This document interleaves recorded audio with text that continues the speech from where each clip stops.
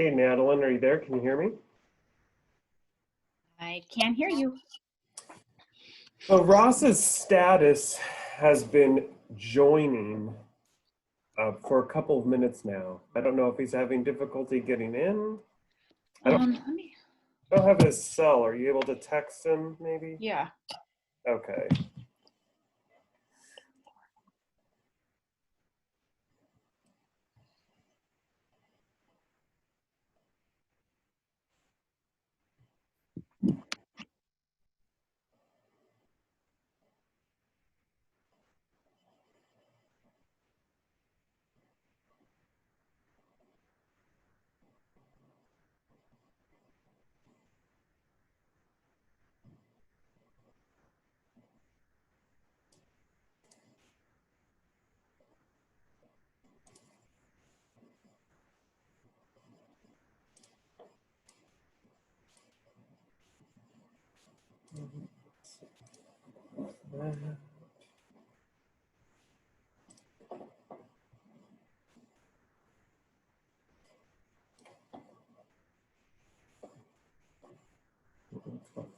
Assessment.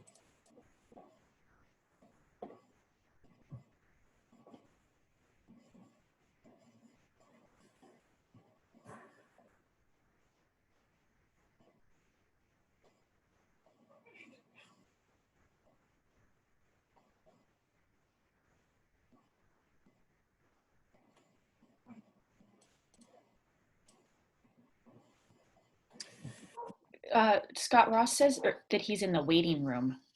Oh, admit. I do have a copy of the presentation that Ross sent over. I can should be able to. Hey, Ross.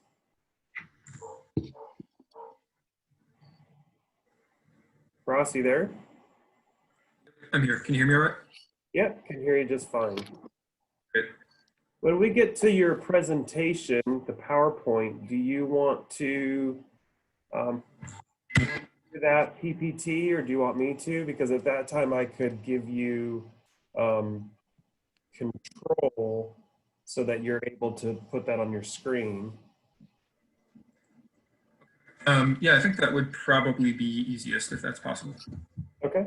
Yeah, when we get to that part of the presentation, we will go ahead and do that. It's 2 o'clock. I was going to let the group in. We've got 10 so far in the waiting room. We had built in 5 minutes for a latecomer's delay. Do you have anything that you want to go over before? The only thing is occasionally I have audio issues here on Zoom. So I'm called in by my phone as well. So I don't know if it's possible if I end up having audio issues here, I can switch over my audio to phone. Does that make sense? Yeah. If you have audio issues, just make us aware and we'll just go from there. Okay, sounds good. All right, I'm going to let everyone in.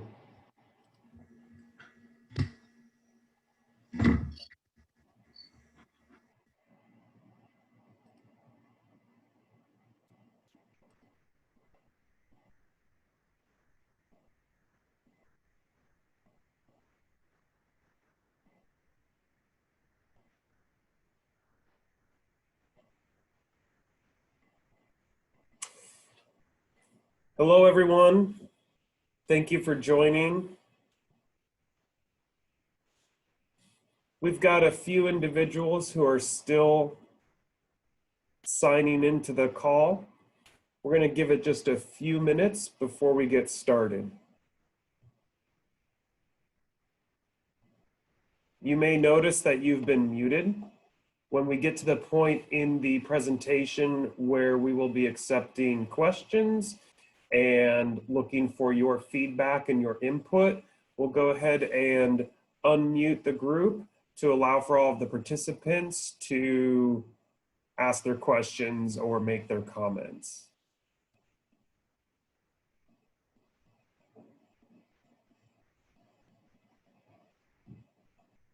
We've got 18 participants so far, so it's really great to see the level of involvement.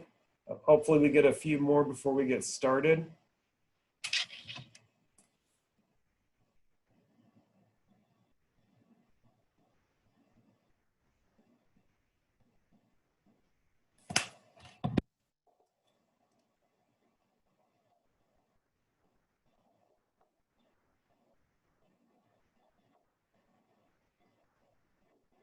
Welcome to the new participant who just joined. We're just giving it a few minutes here, and then we'll begin.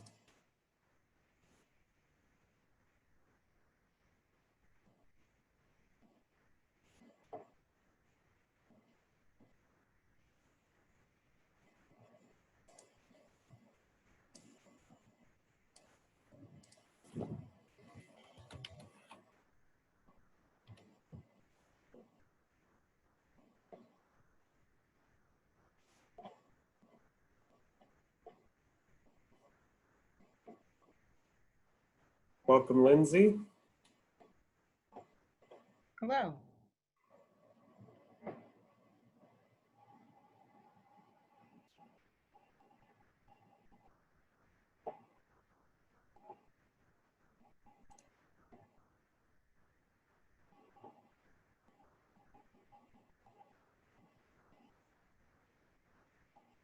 All right, we'll go ahead and give it one more minute, and then we'll get started.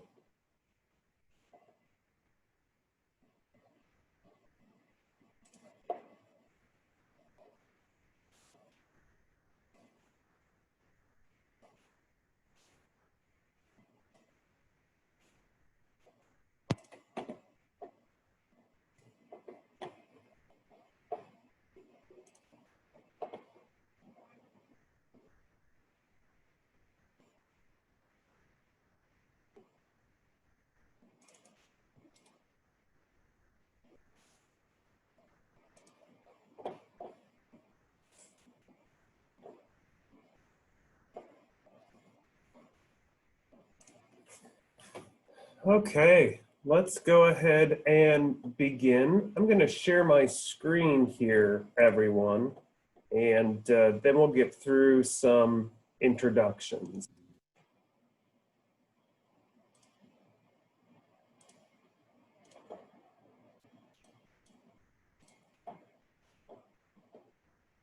All right, Ross, can we get a thumbs up from you if you can see the screen okay?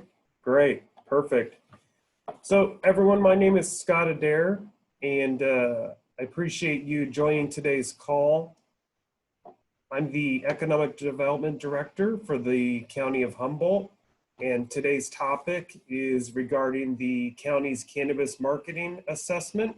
This is our first of 2 town hall meetings, wherein we will be looking to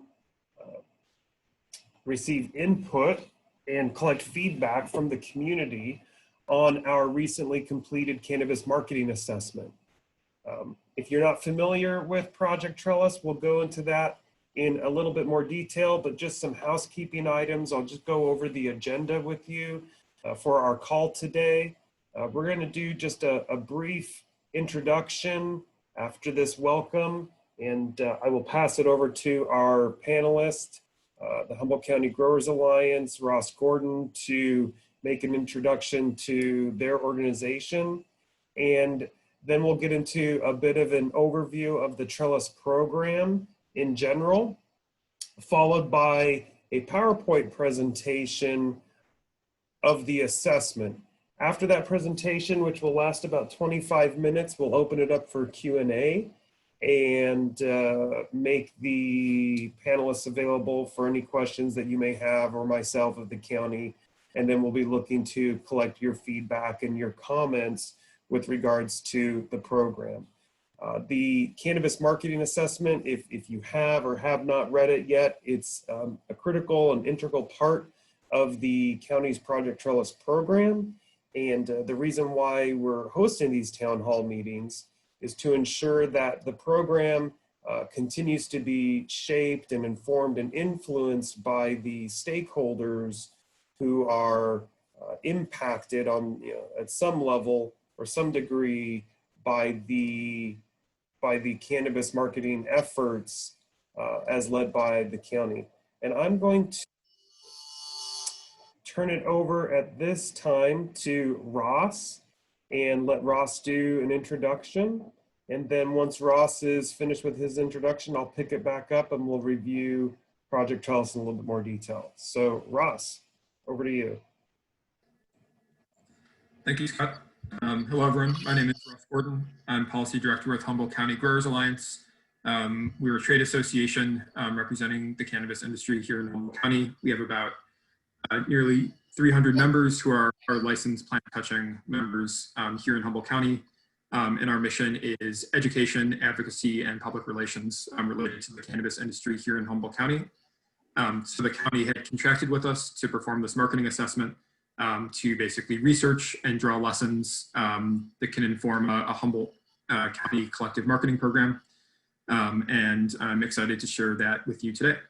So I don't know if there's anything else you want me to go into, Scott, but that's who I am and what we'll be talking about today. Yeah, if you could talk for those on the call who are not familiar, just a little bit more detail about HCGA in general, maybe a little bit about its history, its membership, and how and when it began to become a little bit more involved in the Project Trellis initiative. Yeah, absolutely. So I'll say that some of the history of HCGA, I may not be the best person to speak to. I've worked for HCGA for about 1.5 years now. But the organization itself dates back to 2017 and basically was formed to represent the Humboldt cannabis industry. And that's the entire industry, farmers as well as manufacturers, distributors, retailers, and labs based here in the county. And so a lot of the initial work, before I became staff at the organization, dealt with the land use ordinance here in Humboldt and being involved in that and advocating on behalf of the industry locally. And then since, particularly in the past year or two, a lot of that energy has moved to the state level and doing state advocacy as well, and working with our state legislators and regulators on policies that affect the cannabis industry here in Humboldt County. So that's in broad strokes what we do. And, our goal is to represent the Humboldt cannabis industry and to make sure that the Humboldt industry has a voice, whether it's with policymakers or with the media, or just in general that folks have a voice. Great, wonderful. Thank you, Ross. Madeline, I saw that you turned your video on. Did you have anything that you wanted to share? No, I think Ross did a great job, but just to jump on with that, our organization has developed in 2017 with the mission to preserve, protect, and enhance Humboldt County's world-renowned cannabis industry, and have developed a voluntary membership, and we're in our 4th year of membership retention renewals, and we've really worked hard to develop a robust, transparent, democratic process by which we have member involvement through policy committees as we are driving state policy, online communication platforms to where we have that way of engaging and discussing with our membership and the community at large on, what are the best steps and ways to move forward. And it's been an honor to be able to work with most everybody that's on this call and who are part of this community as we're trying to make it the best place that we imagine it can be. Great. Thank you so much, Madeline and Ross, for that little bit of background. I'm going to go ahead and just briefly cover Project Trellis and try to monitor the waiting room as well. So if you hear a little bit of a delay, it's because I'm trying to admit people into the waiting room. I haven't quite been able to get down managing the participant panel while I'm also managing the screen sharing. So I appreciate your patience while I try to fumble my way through this. So let's go back to some screen sharing here. All right, there we go. The Project Trellis program, I'm sure that most of you are familiar with this program. If you're on this call, you may have heard about it on KMUD or heard about this particular marketing assessment on KMUD. You may have read about it online or in local news media, or you may have talked to your neighbors about the program who are either cultivators or somehow they're stakeholders in the cannabis industry. Just really briefly, and we do have the fancy formal official explanation of Humboldt's Cannabis Microgrant Marketing and Local Equity Program, but I can sum it up essentially as this. Part of our role as economic development practitioners for the county is to support and provide resources for local businesses. And many of those resources that are available to businesses and also to economic development practitioners come from vehicles which are federal by nature. And that creates a complication for communities to provide business support services to their cannabis businesses because of the product still not being recognized or nationalized on a national level. So in order to overcome that challenge, the Project Trellis program was created strictly from local funds without the use of or influence of federal funding or federal resources, so that it could be a community-based initiative. And that comes from Measure S funding. So it's the cultivators who are funding that program vis-a-vis a reallocation of some of those tax dollars. And the program was created to provide for 3 levels of support for the cannabis business community. One being a micro grant program, similar to how some of our other local county micro grant programs exist and function for the support of businesses, except in this case, this micro grant program is available to cannabis businesses. Also a local equity program, which we won't get into today. That's a very complicated program and is a combination of local and state funding for providing equity support to individuals in the industry. And we're in the process right now of working with CCRP and HIMR and a few other partners to actually revise the Cannabis Equity Assessment and the Local Equity Program manuals. So sure we'll have future discussions on that down the road. And then the third program or level of support intended to be funded through the Cannabis Microgrant Marketing and Local Equity Program, aka Project Trellis, as we call it, is a marketing and promotion program, which is intended to be a branding program to, and as the website puts it here, and I encourage any of you to go to gohumco.com /195/project-trellis-overview, and I'll put the link here in the chat box for everyone. The purpose of that marketing program is designed or intended to promote and maintain Humboldt grown cannabis as a national and an industry brand. So how do we do that? Well, the typical way that governmental staff would go about obtaining services for the intended design of this program would be to do an RFP and to collect bids from qualified companies and or vendors or professionals or consultants who could provide those services.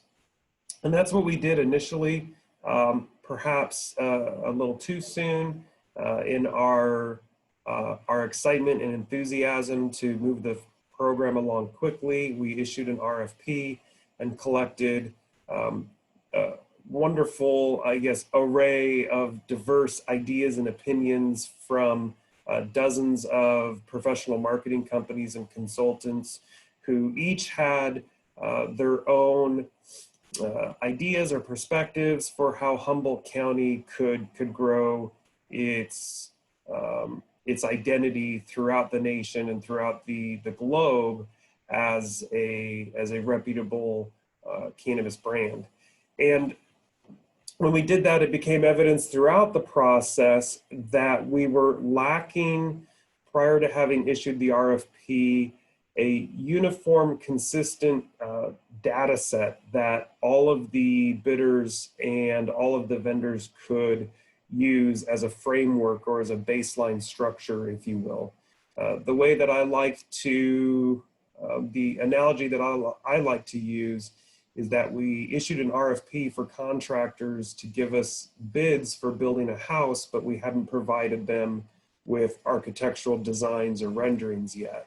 And so all of the vendors and contractors came back with some wonderful ideas for building a house, but it was really apples to oranges because they weren't working off of a single or uniform set of data from which to work from. And so that's when when I say we, I mean county staff, worked with our elected officials and talked with our administrators about the best process forward. And we decided to borrow from the equity example. The local equity program was built on a framework which came out of an equity assessment.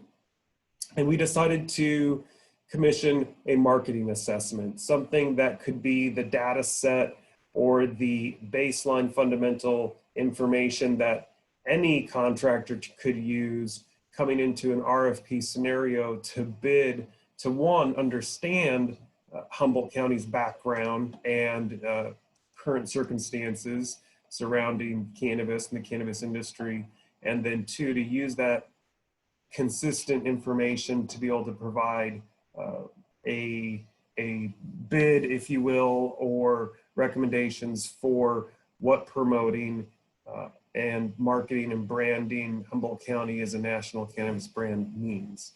So with that, we contracted with HCGA to put together that assessment for us. The assessment has been released online. It's available online. If you were to go online to our website, you can actually pull up a copy of the assessment. We have physical copies, which we're also happy to mail out to anyone who has difficulty accessing this document online, and I just put it on my screen here. So that's a really quick nitty-gritty rundown of the Project Trellis program and how we as a county and county staff came to this position wherein we commissioned this assessment this assessment work. Sorry, I'm distracted. I'm admitting more people. People keep joining. This is great. But what I'd like to do at this point, there may be questions concerning Project Trellis in general, or questions about the county's policies or procedures with regards to Project Trellis. And we can get to those later once we get into the Q&A or feedback portion of this program. But what I'd like to do is go ahead now and pass it over to HCGA, and I'm going to allow them to share their screen. They've got a PowerPoint presentation that should take about 20-25 minutes to walk through. Okay, so Ross, I am passing it over to you here. All right, you should be able to share your screen now, Ross, and bring up that presentation.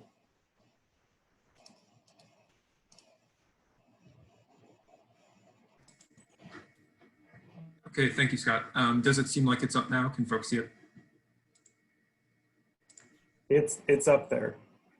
Okay, awesome. So really appreciate that introduction, Scott. Really excited to share and give just a sort of brief overview of the assessment with all of you today. I do want to say we have maybe 20-25 minutes here to talk about the assessment and hit some of the high points, but it is sort of a time-limited format here, and I do think it's worth folks' time if you do have the time, and I know it's a busy time of year, to either read the full assessment itself or to take a moment. We do have about an hour-and-a-half long presentation posted to our YouTube page at HCGA. So if you search Humboldt County Growers Alliance on YouTube, our YouTube page will come up, and then we have about an hour-and-a-half more detailed presentation on the marketing assessment, which I think is helpful. You can listen to it while you're doing other stuff or whatever.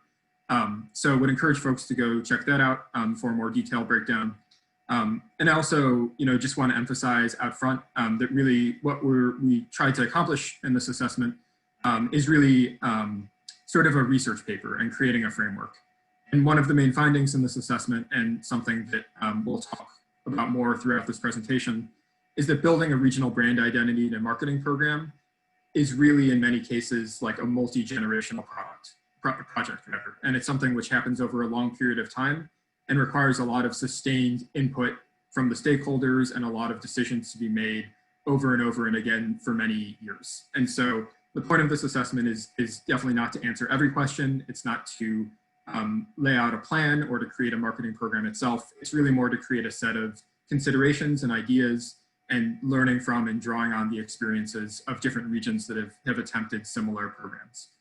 So I would just keep in mind as we go throughout this presentation, I'm really excited to hear folks' feedback.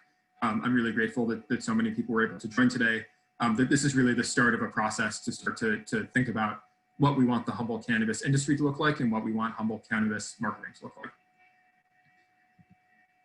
So with that, I think maybe a helpful place to start this conversation is really with that bigger picture question of what is the goal for Humboldt County cannabis.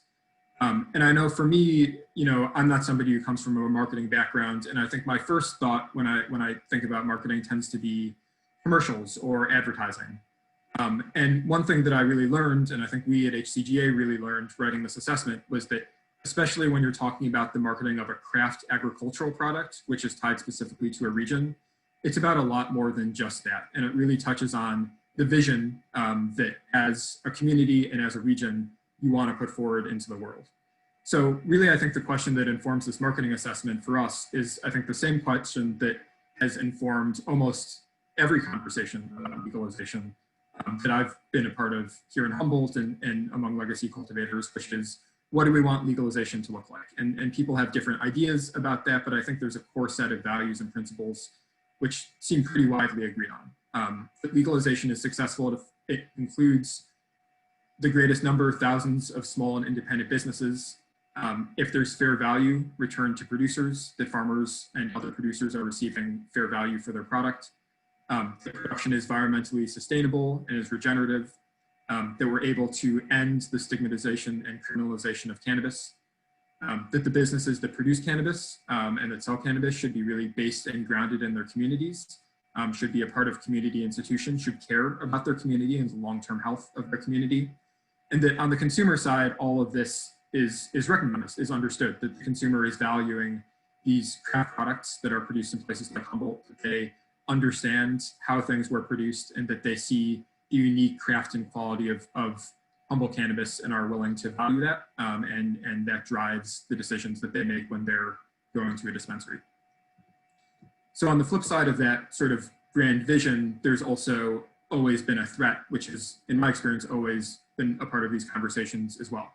And that's the idea that with legalization comes the forces of sort of industrial agriculture and corporatization and consolidation and commoditization that have driven, other forms of American agriculture and really global agriculture over the past several decades. And this is obviously a really serious fear, and it's a real fear because this is the reality of what is happening in many agricultural regions. And so this quote from Matthew Iglesias, this is from 2012 when states were just starting to legalize cannabis, really caught my attention in doing this research. And it's sort of an extreme articulation of this, but I don't think it's an atypical one, predicting that basically if you're talking about, small farms based in their community, small producers, all of this stuff is kind of just, that's just because of prohibition. And once cannabis is legal, it'll all be more efficient. And he predicts that joints will fall to 2 or 3 cents in value. And so I think this is a fear that's driving a lot of conversations and something which a lot of the work that's been done is really trying to push against that paradigm. And so I think over the past, many years, talking about legalization and working on legalization, implementing it, we've gotten very good at talking about failure. And we know what failure looks like. We know what it looks like for communities to be displaced by, consolidated corporate agriculture or just consolidation in general. And I think comparatively, there's been somewhat less conversation about what success looks like and what ideas can you draw upon to try to create counterbalances to that and defenses against that, and ways to create the vision that I think many of us share for what we would like Humboldt County cannabis to be. So probably the most common example, I think, that often gets talked about in response to that is Napa Valley. And the idea that Napa wine is doing something correctly. Maybe they're not doing everything correctly. Maybe we wouldn't want to do everything that Napa is doing. But they have sort of succeeded in creating this craft product, which people really value, where people really recognize the craft and the quality, and they're able to sell that product all around the world with a global reputation, and sustain a large number of independent wineries and winemakers based on that reputation. And so in this assessment, we wanted to look at Napa Valley, but we also wanted to look at other examples of regions that have been successful in building these brands for craft agricultural products that are really based on the region as a whole. They're not based on any individual business. They're based on the collective, you could say, intellectual property or the collective brand of that region. So in this assessment, we looked at Napa Valley, we looked at Bordeaux, we looked at Kona coffee, and we looked at Colombian coffee. And among those 4 regions, we were able to draw a set of conclusions and findings about what makes those regions successful and start to think about how to apply that to Humboldt County. Hey, Ross, Yeah. you don't mind me just pausing you there? It's like when the radio announcer breaks in and has to remind people what station they're listening to. We've had several more participants join the call since you began your presentation. So I'm just reminding everyone that this is the Humboldt County Cannabis Marketing Assessment Town Hall meeting, seeking input from the community on the recently completed Cannabis Marketing Assessment. Right now we've got Ross Gordon with HCGA walking us through a presentation on that assessment. All right, Ross, back to you. Thank you for that, Scott. So, we looked at these 4 regions: Napa, Bordeaux, Kona coffee in Hawaii, and Colombian coffee. And what we found is that there's actually a united sort of conceptual framework or set of research that applies to all of these regions. And there's even a word that applies to it. And the framework is called geographical indications. And in one sense, geographical indications are a form of intellectual property that's held communally among a region. So the idea that you are branding and marketing largely, maybe not exclusively, but largely based on the place where you are. And there's a whole international intellectual property framework around that. But I think probably more to the point for what we're talking about, people also talk about geographical indications as a strategic approach, as a conceptual approach. And it's really trying to answer the question, if you have a craft agricultural product produced by a large number of small producers who are fundamentally based in a particular area, they're fundamentally tied to that area, to that region, and they're seeking to have an export of that craft agricultural product, how do you create equitable, sustainable, rural economic development in those regions? So the geographical indication framework is not just about how do you sell the most amount of a product from a region. You can imagine if that were the only question, maybe a successful region would be one where you have one company which sells $10 billion worth of product, and then you could say, well, we sold a lot of products, so that was very successful. The geographical indication frame is trying to do something bigger than that. It's really trying to be holistic and think about the community as a whole. So geographical indications are about unique and differentiated products that are tied to land, culture, and climate. They're about building long-term resilience and equitable participation. So that's really a sustainable economic development trajectory, which is going to try to last, try to benefit producers right now today, but also last over decades and generations. It's trying to prevent the capture of the supply chain or of the collective brand by a small number of, oftentimes it's distributors or exporters or more consolidated or single interests, which might try to capture the value of something which is really held collectively. Its goal is to insulate producers from global commodity prices. So one thing that we see in many of these regions is that places like Bordeaux or Kona tend to fall into crisis when prices drop. And I think that's something that in Humboldt we're also very familiar with. And if you can create structures that sort of insulate you from those commodity prices, which you may not have any control over, that's one major way that sustainability can be promoted, and you're creating sort of a craft product. And then it's also really centering questions of environmental sustainability and community benefit, again, treating it as sort of a public communal way forward and not just for private maximization of profit. I think the most important, maybe not the most important, but a really important thing to emphasize with geographical indications is that they work. they don't always work, but there are a lot of examples of this sort of strategy and conceptual approach being successful, which is really notable in a world and in a context where small scale, independently owned agriculture has oftentimes been under siege and is really, you know, we've seen less and less of it. This has been a strategy that has basically allowed folks to fight back. So in writing this assessment and coming at it from this conceptual approach, we were fortunate to be able to contract with a few advisors who I think had a really interesting range of experiences and expertise and some different perspectives on what this might look like.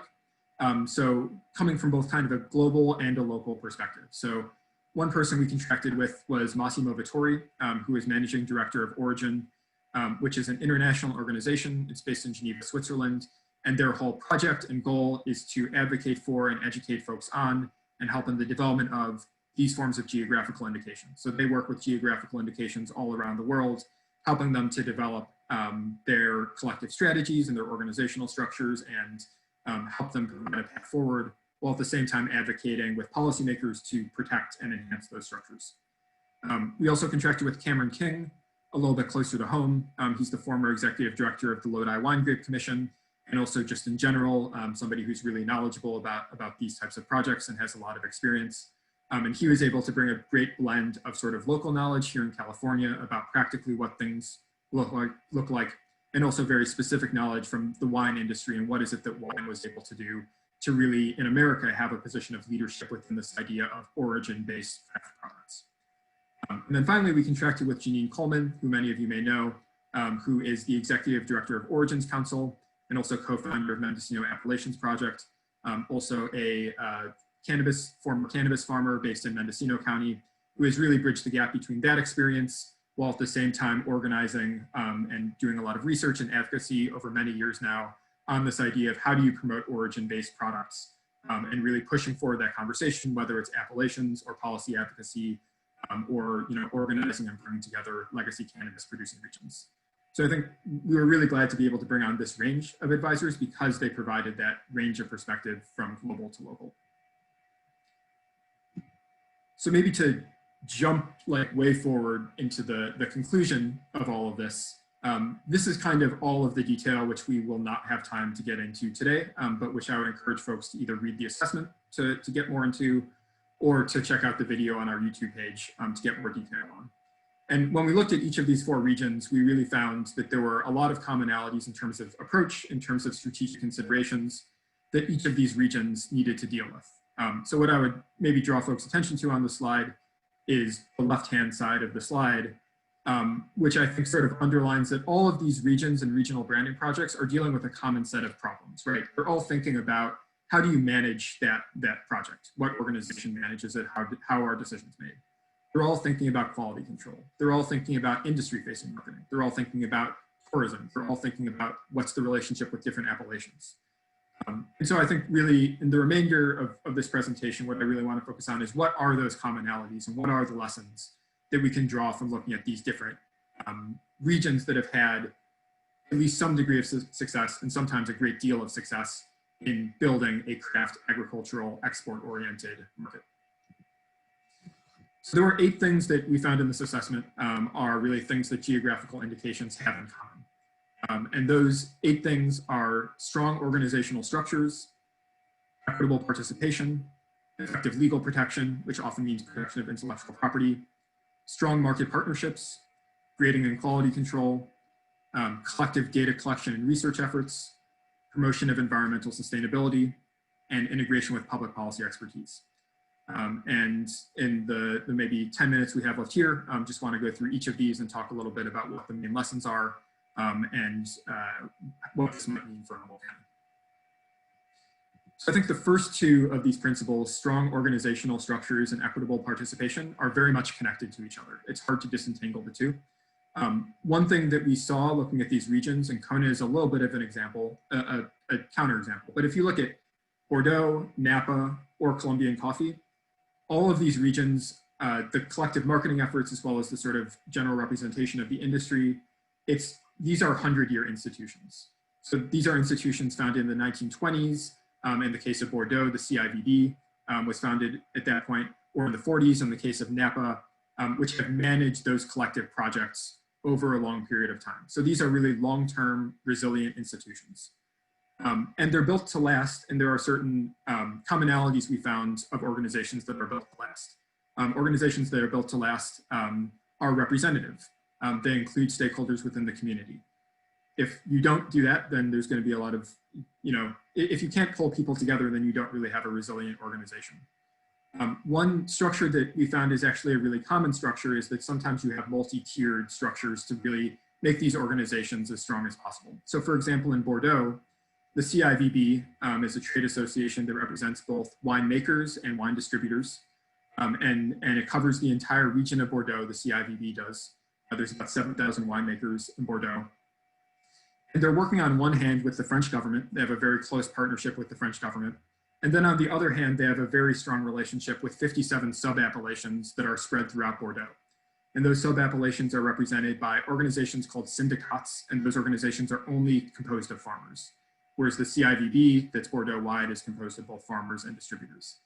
And you can see in Bordeaux how the relationship that plays out between those organizations is able to really strengthen the entire region-wide marketing effort.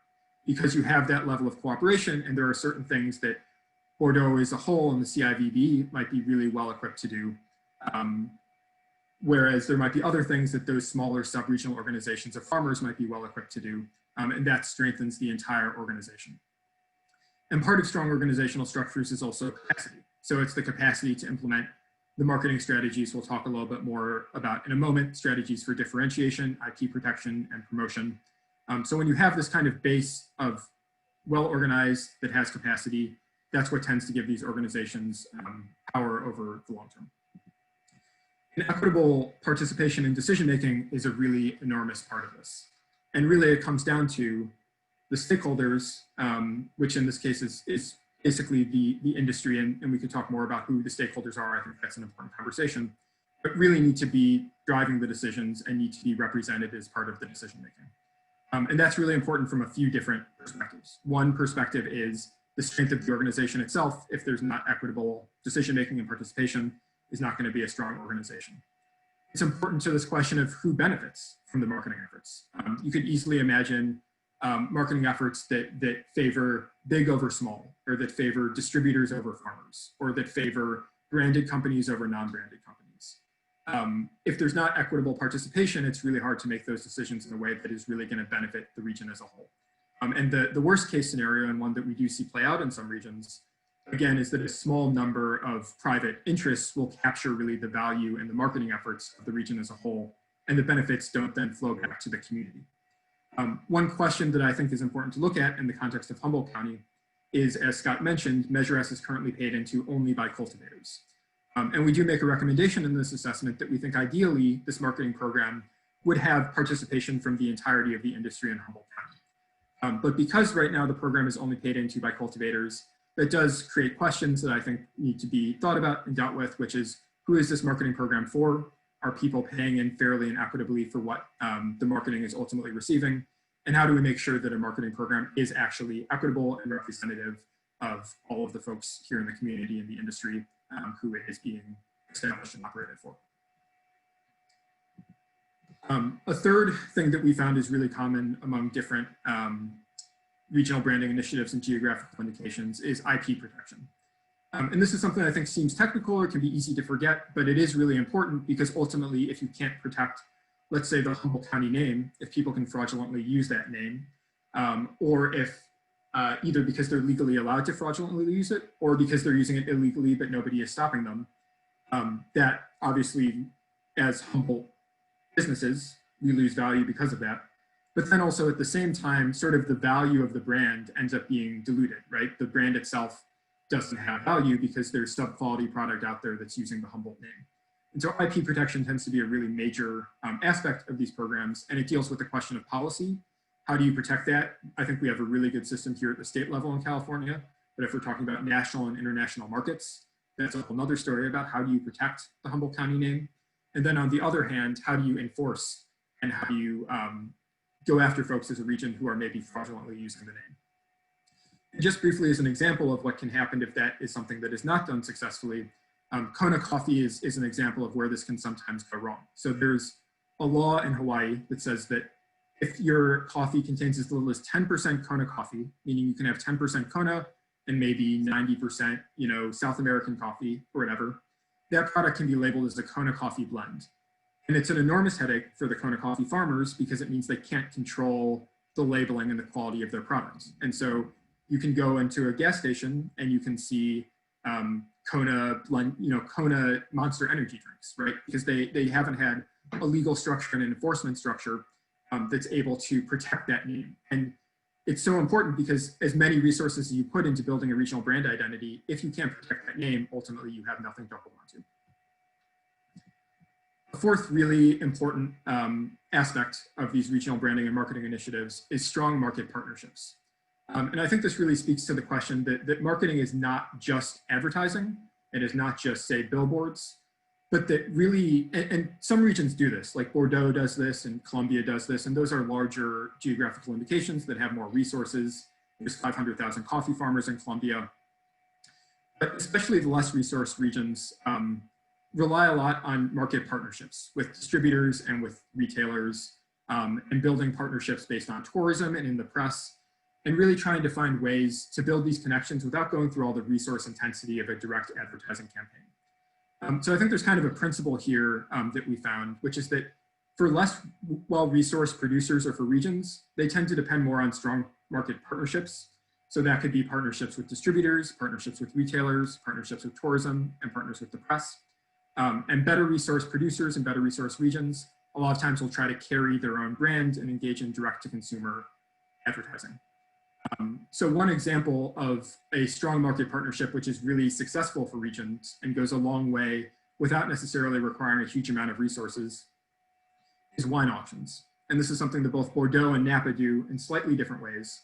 But essentially both Bordeaux and Napa will do wine auctions each year in which they will bring together their winemakers with distributors, retailers, wine buyers, and they'll invite the press, and they'll basically do an auction or pre-sale of the highest quality wines that are produced in that region. And it has a couple of different impacts. One is that they're selling wine, so that's great. So literally on day one, they're making sales. And then at the same time, they're also creating press around that event. They're also building interest, they're building exclusivity. And it's kind of this principle of using the market as a marketing tool so that you can bring people together and facilitate those industry to industry contacts. You can, for example, build education with bud tenders, right? Or build education among retailers, while at the same time actually selling cannabis and building both a short-term and long-term strategy at the same time. Defining and controlling quality. I think from here, I'll try to move a little bit quicker because I want to make sure folks have time to provide some feedback and comment. Just a few quick things here. One is that quality control. Ultimately answering these questions is a really important part of these regional branding projects. Humboldt has an amazing reputation, and all of these regions we studied have an amazing reputation. But even in places like Bordeaux, places that are really like, you think of them as synonymous with quality, it doesn't necessarily like happen on its own. Like those regions have to organize and they have to really think about how do we make sure that we sell quality products. And in cannabis, it's really interesting because right now we don't even really have an agreed upon grading system. We have a sense of quality, but we don't have agreed upon ways of talking about quality. And so one thing we talk about in this assessment is that one thing a marketing program can do is not just sell within the existing market, but really define and influence the trajectory of the market as a whole, because we have such a young cannabis market, and we haven't necessarily defined like what is craft cannabis, like what makes quality cannabis. And so seeing that conversation is part of this marketing effort as well. And again, this comes back to the importance of the stakeholders in the industry really being at the center of these decisions, because that's the folks who will know how to define and talk about and advance the conversation about quality. The last thing I want to say in terms of quality is thinking about the role of appellations. And appellations have an enormous role to play in all of this. We talked earlier about sort of the relationship between the larger, maybe county-wide structure on one hand, and then sub-regions and appellations on the other. And it's the same thing for quality, where appellations that are going to be coming online here over the next couple of years in cannabis, I think are really going to be at the forefront of defining and controlling quality. Part of an appellation petition is that you decide on collectively the standards, practices, and cultivars that are part of your appellation petition. And so I think appellations will have a major role to play going forward in this conversation about defining inequality, which is really important to this entire marketing project. The sixth commonality we found, data collection, research, and education. Don't want to go too deep into this. It's really pretty straightforward. When you have a collective program, which is doing things like conducting market research or conducting agricultural research, that is now a common and collective benefit, which can be used for the entire region and can be distributed among folks to inform their own, let's say, marketing decisions with the private brand alongside maybe a Humboldt County-wide brand or maybe the brand of their appellation. Promoting environmental sustainability. There's a lot to go into here. Each region has their own considerations on what environmental sustainability looks like in their region. And again, just to underline geographical indications as a strategy for holistic, sustainable regional economic development, part of that sustainability is obviously environmental. And so how do you encourage that environmental sustainability? And there are different approaches taken. I think, the two main approaches are one, to sort of market and boost and let people know about what are the things which are already special and already in place about Humboldt County cannabis. And of course, we have stringent existing environmental baselines, which go well beyond baselines elsewhere in agriculture. This is really a sun-grown region, so there's very little use of high intensity lighting in producing cannabis. There's many people already practicing sustainable regenerative cultivation methods. And those are things which we can promote really on day one.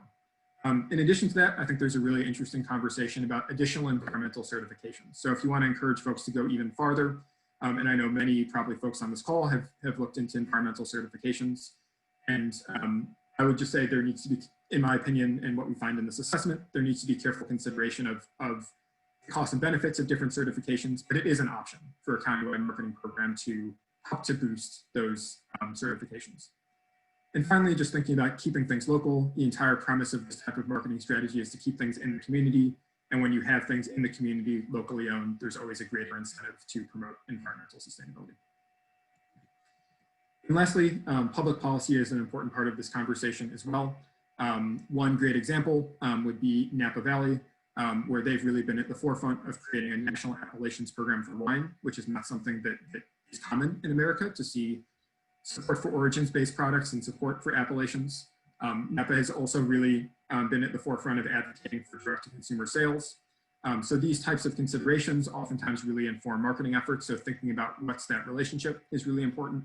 And then thinking about cannabis in particular, where we sort of have yet to define, in some ways even a state market, but in particular a national or international market. What's the relationship? On one hand, how does policy influence our marketing efforts as it exists? Because there's certain things we can and can't do, and there's certain policy dynamics that influence our market. On the other hand, when we're looking at national legalization, the marketing efforts that come out of Humboldt County could easily influence a national legalization effort. Humboldt County's voice is going to play a role potentially in what national legalization looks like. So there's kind of a two-way street between marketing and public policy, which Napa really exemplifies, and which all of these different regions, just thinking about how do you integrate those considerations into a regional marketing project. So lastly, I just want to point out and not go into too much detail that we do have 30 specific recommendations as part of this assessment. And the reason I'm kind of putting this at the end and not necessarily emphasizing it is because I think that they kind of follow from some of the principles and ideas that we just talked about. I don't think there's anything in these recommendations that's like way off into outer space. Really, it's just how do we think about applying some of these principles to Humboldt County. So I would encourage folks to take a deep look at all of these recommendations, but I won't go too deep into it today for the sake of time. The first set of recommendations, which I do want to just kind of draw out and kind of put a box around because I think they're a little bit different, are kind of structural recommendations. So the assessment has a set of recommendations for what specific marketing activities might be good to do. And we have a lot of recommendations about that. But the first 8 recommendations really aren't about that. They're about how do you structure and how do you make decisions? And I think that's really the core, and probably if I were going to emphasize one piece, the piece I would want to emphasize, which is that if you have strong organizational structures with equitable participation and decision-making from the people who are affected, that has strong partnerships with, for example, county government, it's going to be in a good position to make good decisions. And we can make recommendations about what over a course of many years we think might be good decisions to make. But really, if the structure is in place, then the idea is good decisions will follow. So I think these first 8 recommendations here really speak to that. So building off that, we also have recommendations for protecting collective intellectual property, for specific marketing efforts, for quality control, public policy, research and education, and promoting environmental sustainability. I would encourage folks to take a look at those. Again, I think they're very much in line with sort of the principles that we just talked about. So just to wrap things up, some of the I think, key takeaways and ideas from this assessment. Geographical indications are an approach to regional marketing and regional branding, which is really a holistic strategy. It's based on sustainable rural economic development. It is for craft agricultural products, which are essentially tied to a region, which are not controlled by any single company, but that encompass many small producers who are tied to the land and essentially tied to the region. A key aspect of these structures is strong organizational structures that have a process for equitable and representative decision-making. The marketing that these regions perform is not just or primarily advertising. Differentiation, industry partnerships, public relations. We didn't talk about it much, but for example, Napa has an amazing press strategy where they're really able to leverage a lot of interest without necessarily spending a ton of money. IP protection. This whole integrated whole is really what makes these regions successful. One goal of a Humboldt cannabis marketing program, and one opportunity we have in a very new market, is to define and influence the trajectory of the legal cannabis market, not just to sell within the existing market. And finally, one thing that we really found across all these regions, many of these regions have periods of crisis. Napa had to deal with Prohibition and World War II, and Napa and Bordeaux had to deal with diseases that really, like plant diseases that really messed with their crops. If you look at Kona, there were periods in Kona's history where they really didn't think like Kona coffee would exist at all. Labor costs are very high in Hawaii, and they were competing against these other regions, and why would you even have a Kona coffee industry? In the 60s and 70s, this was the conversation. And in the midst of these crises, we found that communities that really come together are able to handle those crises, are able to develop a plan and a strategy, and are able to collectively work forward to handle the coming crises and to move together forward as a region in a way that is equitable and that serves the region as a whole. So appreciate everyone taking the time to join today. Really curious to hear everyone's thoughts and feedback, and also would encourage folks to check out the marketing assessment itself and also the presentation on our YouTube channel for a little bit more of a detailed breakdown on all of it. So with that, Scott, happy to turn it back over to you to keep things moving. All right, Ross, thank you very much. I'm gonna go ahead and take back the screen here, control the screen here if I can. We'll go ahead and open it up for questions. Before we do that, however, I want to let everyone know that I did paste into the chat, if you've not already seen it, I did paste the website where the Project Trellis overview can be found, and also a link to the actual cannabis marketing assessment. In addition to that, I posted the assessment as a file for download. You should be able to click on that and download it directly from the chat. I also included a link to the video that Ross had mentioned earlier during his presentation, and a link to their website. So if you're interested in looking at that video, looking at the information that that they have included on their website and other resources, just follow any of those links below. I will encourage you, once we're done with this call, I can email these links to you if you need them. You can email me directly. I'll put my email address here in the chat as well, but I'd encourage you to save these so that you don't have to reach out to us directly if you're looking for this information again. All right, so there's my email address. So what we'll go ahead and do, we've set aside the majority of this time for Q&A.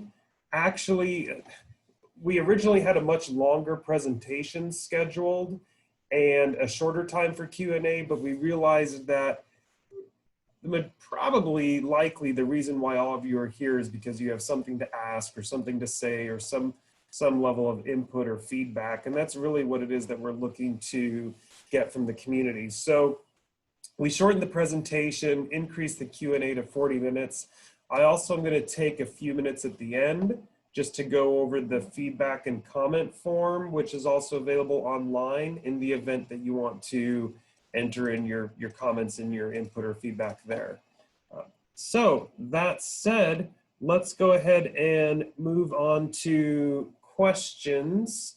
And I think the best way, if any of you have a question or a comment, is to raise your hand using the feature at the bottom of the screen under the reactions tab. I don't think, and then once I see your hand is raised, I'll go ahead and let you into the meeting room, into the presentation.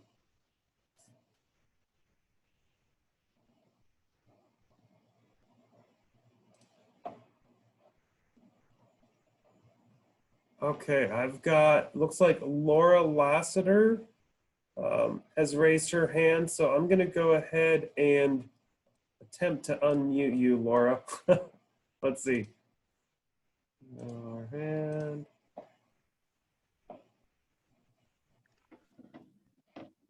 Okay, Laura, are you there? Yes, can you hear me okay? Yep. I can hear you. Awesome. Okay, well, thank you. And thank you for this presentation today. I guess we have a couple questions as well as a couple comments. And just a brief of who I represent here is the Southern Humboldt Business and Visitor Bureau. And we are a destination marketing organization inclusive of the cannabis industry. And we are contracted by the County of Humboldt to market tourism as well as the cannabis industry. So I guess, and we think this assessment is a great tool for the County of Humboldt. There are some wonderful details with aligning some other industries and what we can do to learn from those industries. Where we have just some questions and then some concerns is in the introduction of the assessment, there's if we're going to give a historical piece of this and how this marketing assessment has come out, is that quite a bit missing. And we just kind of wanted to touch on that. There was, you know, when the original marketing RFP, and I know Scott, you kind of touched on that, and what was involved with that, kind of hours and months of community members within the county and some of their findings, that is not included. And I think some of where Scott and his team came to some of the conclusions they did was because of this ad hoc committee.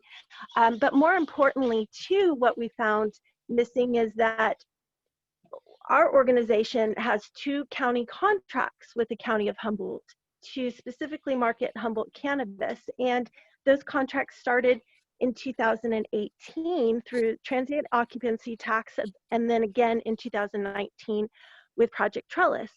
Well, in this assessment, there's no mention of all of that, and there's been no outreach from HCGA to get the opinions of, hey, you've been doing this for a couple of years. You are an official organization contracted by the County of Humboldt to do what we're doing this assessment for. Give us your feedback. What have you learned? So it is, I guess, curious is why that isn't left in the, I guess, the historical aspects, and then why that outreach wasn't done. But then we also feel that there's been so much detail put into these other industries, which is great, and it's a great tool. However, nothing has been, well, I don't want to say nothing. There's a lot missing and identifying within our county as a whole of who these stakeholders are and what assets the county already has. Identifying, this didn't just happen, Humboldt Cannabis, and when you say defining and creating Humboldt Cannabis brand, well, that's kind of been going on for decades. And we need to assess this in the county as a whole and identify what that brand is, who's been, who has traction in the county, what's working, what doesn't work. We have experience doing just, a lot of the things that have been brought up in the assessment, the education and the outreach and working with our industry partners and in the mainstream and identifying how that works, as well as, the appellations and the importance of that, and defining those regions within our county itself. And that is really lacking. There's a mention of, how important these appellations and how important these regions are, but yet we have not identified that in this assessment within our own county. We've gone into great detail in other industries, but we haven't looked within. And so we have made a formal request to Scott and our supervisor that we would like to collaborate with those industry leaders, HCGA and then ICFA, if they would like to participate, and do a more formal assessment and define these marketing regions within our own county. Because if we move forward with this assessment as is, and let's say it goes to an RFP, and then somebody from, let's say, Eureka has somebody out of state doing their marketing. If we get somebody from out of state and we haven't properly identified our regions to market, we're doing this whole, it's a disservice. So we feel that this is a vital part, and it really actually supports, in the assessment, the discussion of, let's say in the conclusions, number 8, there's 4 sentences given to the importance and the longevity and the success of having the community participation and opinion and local buy-in of this campaign. And if we don't have it, it says in the assessment, it's not going to work. So we feel that there needs to be more,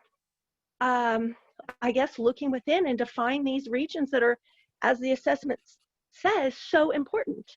So I guess that's kind of a comment and some questions in there. I'm not sure. So I guess that's it for now. Thank you. Thanks, Laura. I'll answer a few of those, and then I will pass it over to Ross and or Nadeline if they have any comments that they would like to make. I also see that I noticed, David, that you raised your hand, so I'll make sure that we get to you for your comment as well. And really quick, personally, Laura, I know I owe you a couple of emails. I'm sorry I haven't gotten back to you yet. It's been a little crazy, and then last night we went over to Trinity County and evacuated my dad because of the August fires. So, but I owe you some responses to some emails. I will get them to you, I promise. A couple of things that I noticed that Connie Stewart is on this call. It's interesting. I mentioned earlier that we decided to, and this was based on communication and conversation with our elected officials and our county administrators, to follow the equity example, which was to build a program based on a comprehensive assessment or analysis. And Connie and her team led that analysis and assessment initiative for that equity piece. And it probably wasn't a month after it was complete that we looked at making a minor revision, and here we are now looking at making another revision to that document. So I only bring that up just to illustrate and demonstrate that these are living documents. They're going to change. So Laura, I think that it's very apropos for you to point out that the initial assessment may be missing some critical pieces, and that we need to continue to look at the assessment on a regular and ongoing basis moving forward for improving it, updating it, and keeping it current. And as far as the contractual relationship that exists between the county and SHBV for those services, that's an entirely separate contractual relationship. And I don't see that that contractual relationship will be impacted, at least in the interim. I know that there are a couple of years left on that contract as a result of this assessment. So that's a separate service that the SHBVB is providing to the county, and there's a contract for that service. And then this assessment will be used, and then the feedback will be used to inform recommendations that then staff will take back to the Board of Supervisors for the remaining funds and the use of those remaining funds for other marketing initiatives moving forward.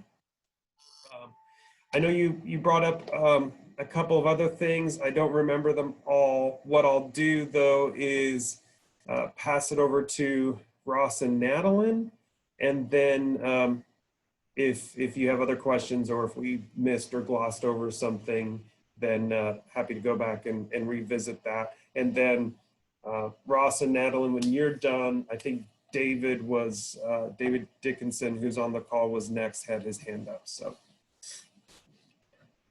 over to you. Sure, I can briefly speak to that. Appreciate that comment, Laura.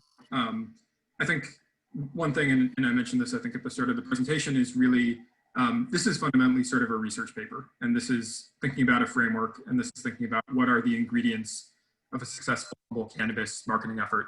As you're pointing out, and it's something I think we really tried to emphasize, equitable participation, getting buy-in from really the community as a whole, is a really major part of making that happen. But I do want to be clear. I think there's a difference between, the framework that we're proposing here and sort of the research we're proposing, and actually doing the marketing program itself. So I think it's really important that as these marketing efforts roll out, that we do have equitable participation, and that we are looking at the resources in our community and making sure the best resources are brought to bear to make this as successful of a project as possible. So Nevlin, I don't know if there's anything you wanted to add to that, but that's my initial thought. Yes, that this is a framework, and whatever entity or organization, as noted in this research paper, strong institutional partnerships are key to the successful implementation of a project like this. We are not in implementation yet. This is an assessment to guide the implementation, and for an organization or an entity or a firm to take on a project such as the marketing of Humboldt County's cannabis industry, it's through that process that there needs to be a global, a local assessment. I mean, it's at that point. So at that point, there's a couple dozen different marketing agencies and entities already that exist within Humboldt County. There are hundreds of existing cannabis brands, and all of these groups are working together to create different marketing strategies. But it's at the start of implementation that one would go through and do that kind of state of, and start working from there through an accountable, transparent, community input, collaborative process. So this was research to get us to that kind of understanding that we all agree that that's what needs to happen. And then the next steps are future steps.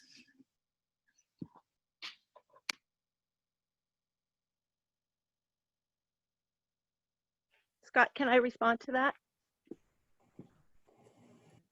Yeah, if you have a follow-up, go ahead and respond. We might then just move over to David first, though. I just want to make sure if there's room at the end to come back to individuals who maybe have already submitted input or a question, then we'll come back. But if there's others who also want to speak, I want to make sure we squeeze them in before 4 o'clock.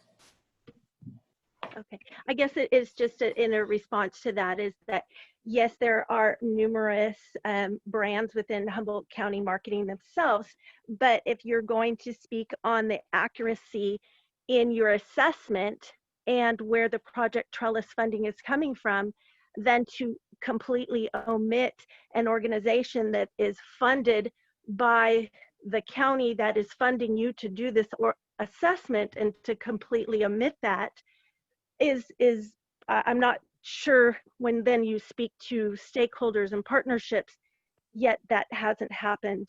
It's just kind of concerning. And then to not include the experience that we have gathered or the input locally within our county in itself, but then go into great detail in the other industries, is why we are requesting that additional portions on a, I guess, a structured assessment be given to identifying those organizations and I guess businesses that are already and have been marketing Humboldt cannabis. So. Oh, okay.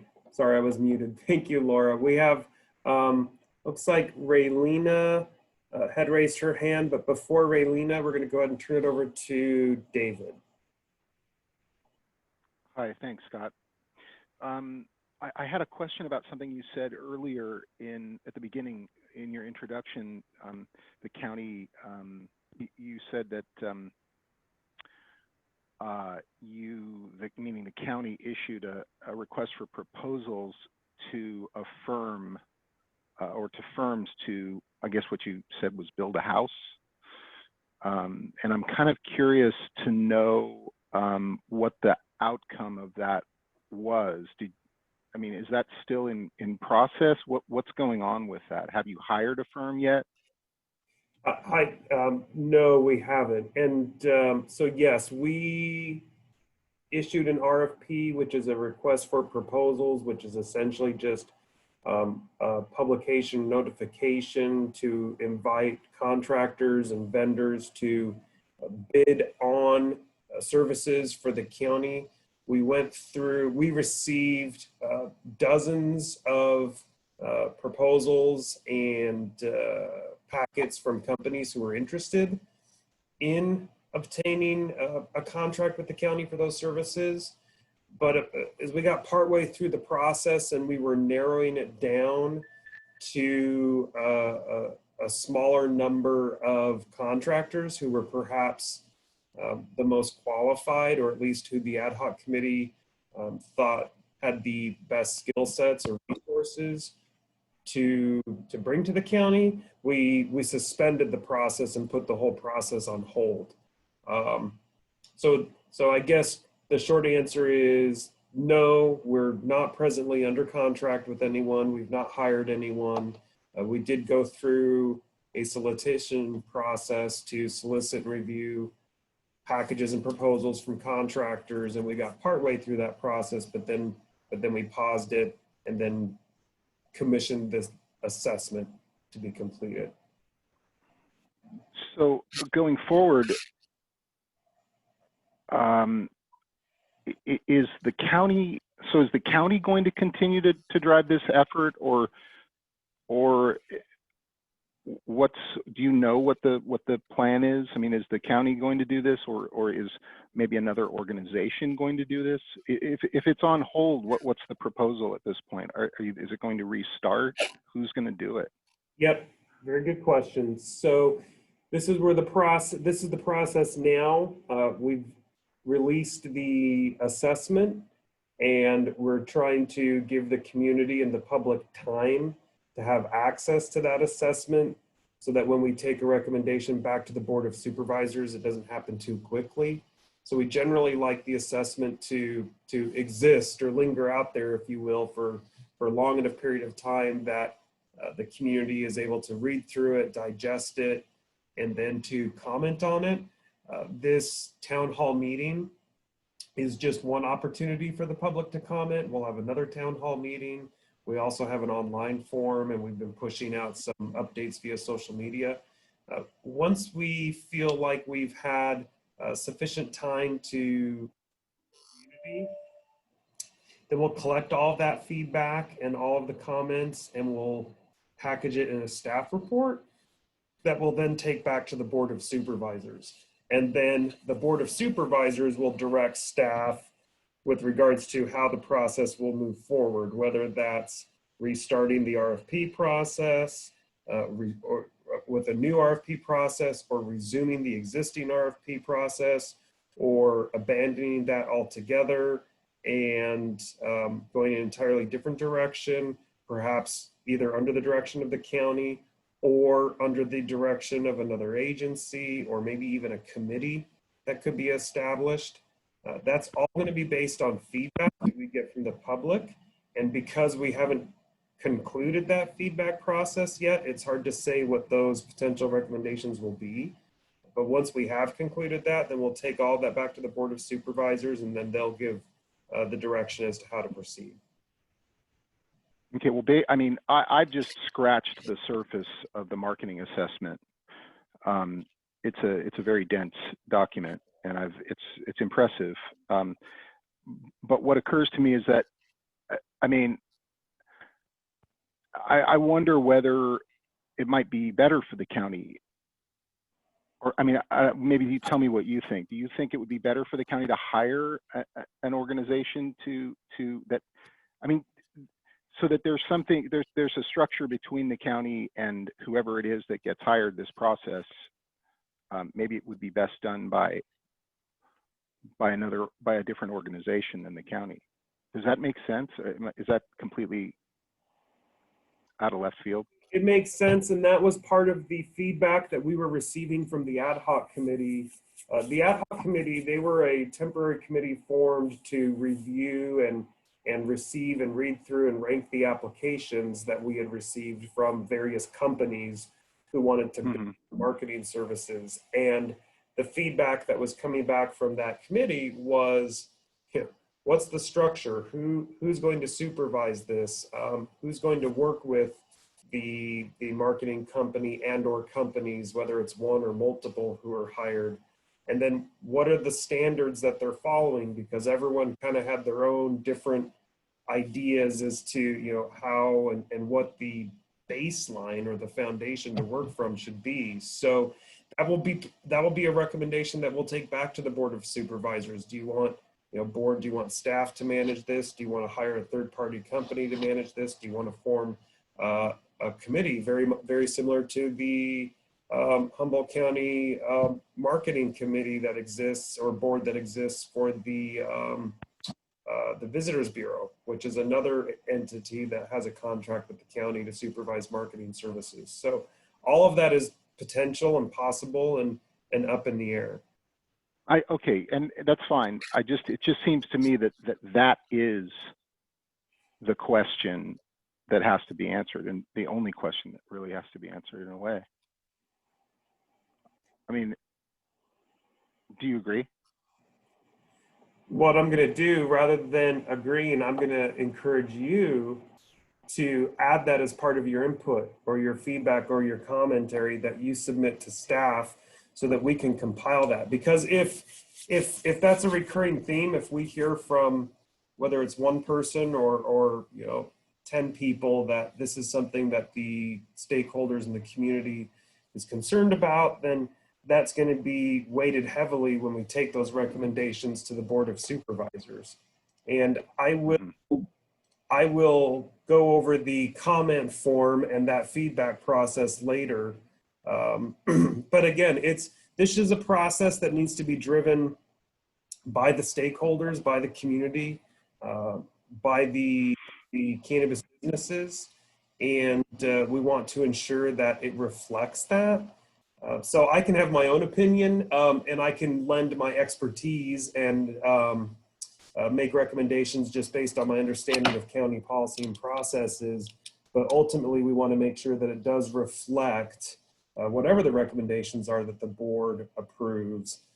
It reflects the needs and desire and interests of the cannabis community, because this is essentially a self-funded program by the cannabis community, and the county's acting as the escrow agent, if you will, just collecting the dollars and then putting them aside for use to fund this program.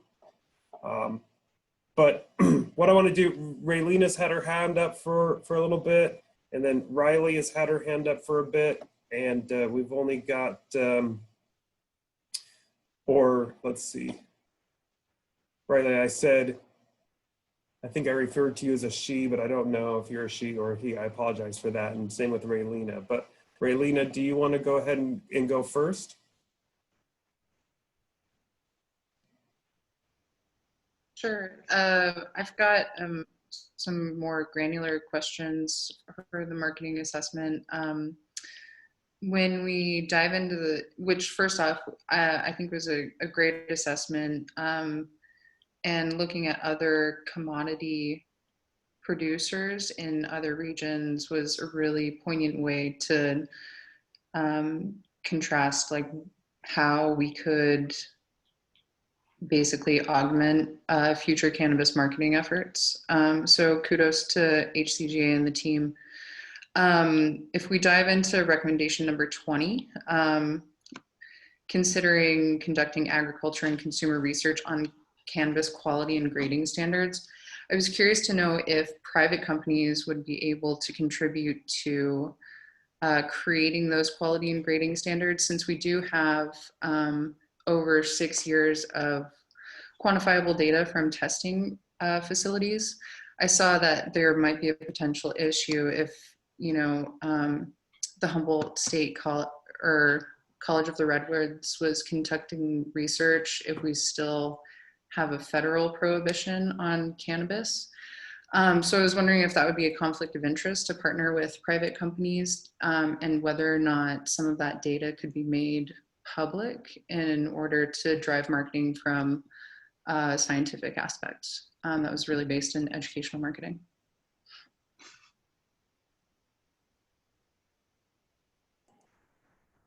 Ross, do you have any response to that? Oh, you're muted, Ross. Yeah, for sure. I think my initial thought is that it might be a little bit more of a long-term project. I think that's how we look at it in this assessment is that, you know, the conversation on grading is a bigger conversation and requires probably both, you know, research and more data, and also it requires probably that conversation again to be driven by the industry itself. And so the industry is creating its own one counterexample of where this goes very poorly is in wine. For example, the wine point system is essentially decided by a single person and is not decided by research or a collective process. And that definitely creates problems because that single person's opinion becomes very important. So honestly, I'm not sure I'm getting to all of your question, really, and I would be interested in talking to you more about it. There's obviously complications with who does the research, but I think my main thought would be like that, again, should be a collective industry-driven project to decide what grading standards look like and how to market and communicate around them. Yeah. Okay. Yeah, I thought so. You know, like you said, this is more of a research paper and not so much like plan of action. So cool. And then I didn't know in terms of policy changes for tourism, whether there was anything being talked about now. I know that the political agenda is absolutely bonkers, and given everything that our area as well as our country is going through, you know, when you factor in COVID-19 precautions in addition with tourism, I was just curious to know if there are any further addendums that you guys had been thinking about adding in addition to the, you know, the COVID-19 addition that was already included in the report. Can I speak to that?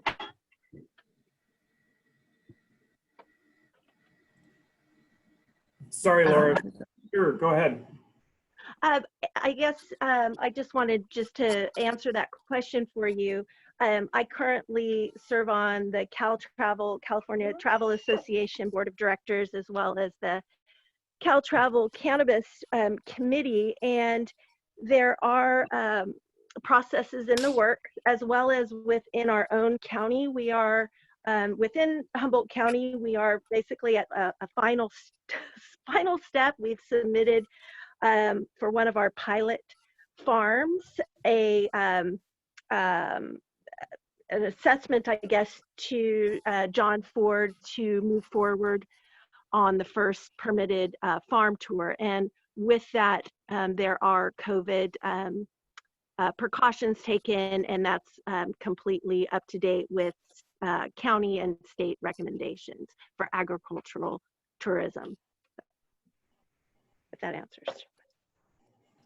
Thanks for that, Laura. And then Ross, I saw that you were also going to answer her question as well. Yeah, just I guess briefly, obviously there's a lot of short-term complications with COVID. Over the longer term, looking at different regions, the cooperation between a tourism sector, the industry sector itself, and then, as you mentioned, the policy framework on the third level is really what makes those regions successful. And there's obviously a lot of obstacles and considerations to those levels. And tourism is something we talk about in this assessment, but isn't a focus, and I think it's something which definitely deserves its own focus as part of the larger marketing program. So I also have a Riley who has raised their hand as well, and there was a comment in the chat about individuals who may have joined by phone only and may not have the ability to use the raise hand function on Zoom. So let's go ahead and put it over to Riley for Riley's comment, and then I'll open it up for all of the phone callers. Hey, Scott, can you hear me? Go ahead, Riley. Thank you so much, Scott. I want to thank HCGA for their work on this marketing analysis and this educational document. Really, I want to defer my question to just a little bit later. We do not have much time left, and I want to make sure that everybody, all the working farmers and all the working personnel out there have an opportunity to say what they need, and so that we don't block this channel of communication up. I was text message from folks who were sitting on the phone.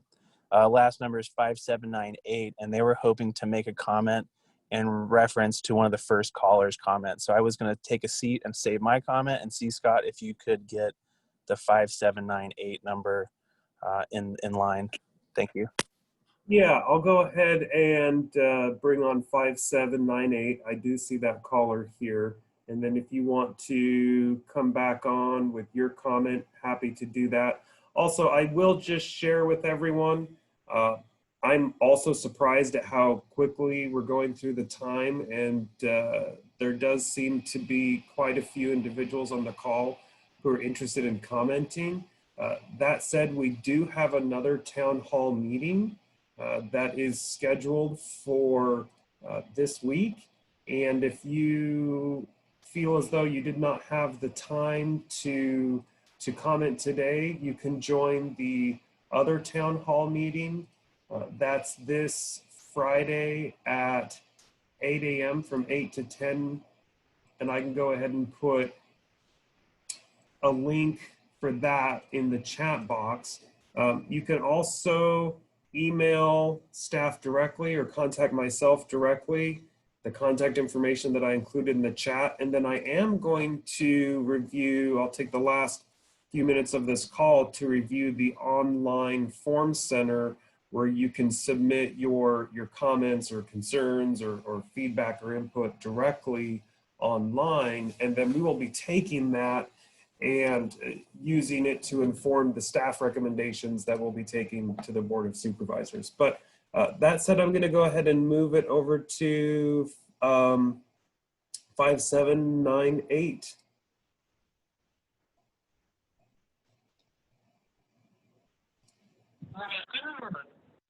Hey, good afternoon, everyone. This is Hannah White calling from Emerald Queen Farms. And I just wanted to thank everyone for taking this 2-hour block to come together as community. I imagine everyone who's on the phone are stakeholders. That means we are the people who have paid our cultivation tax dollars into Measure S and are funding some of Project Trellis. And I think it's such an incredible opportunity that our county has set up Project Trellis and given us a little bit of our money back for the efforts that aren't available to us because of federal prohibition and criminalization of this plant that is part of what makes Humboldt County so special. I think this marketing assessment is such an incredible tool and really an educational document. So much of our community here is so well versed in what makes Humboldt County special, what makes this plant special. There's a lot of small crafts, like everyone is producing out of their region, which is really intricately tied within other cultivators and our small local community. Oftentimes in rural Humboldt, the cultivation community is the community living rurally, because we all know why. We don't need to go there. And so I think what's really great is that this gives us that larger perspective in how other regions have successfully marketed a product that comes out of a region. And that's what this document goes to give guidance for. It's like receiving guidance from the international spectrum and the state level, and then down to the regional level with the collaborators that really informed and gave guidance for Ross and Madeline in creating this document. We need to look outside of this space to see what's been done well and learn. We're in this like crazy part of time in history where, you know, it feels like we haven't learned from history. We're in a present time where we feel like we haven't really learned from the past, and we can look outside and see what successful regions marketing other specific crops coming from their region that are indicated, which is this whole idea of the geographical indication, which is what we need to so desperately insulate ourselves from commoditization and heap craft. And as the stakeholders funding this project, you know, I think it's dangerous to talk about, well, we need to hire another company in between the stakeholders and the community, as the caller before, Raylina, had brought up. I think to me, it feels dangerous to put a company that it's not set up for longevity. That's a company that might be a marketing platform. That's not the stakeholders. How do they then remain true to the story of the stakeholders and what needs to be done for the stakeholders? I think that we need to have, you know, just as this first recommendation states, strong organizational structures that are going to support not only the cannabis community, but support the community of Humboldt in a sustainable way. We have an incredible place. We have incredible beauty. Tourism, I think, is a really important part of marketing this plant medicine and exceptional products that are manufactured here.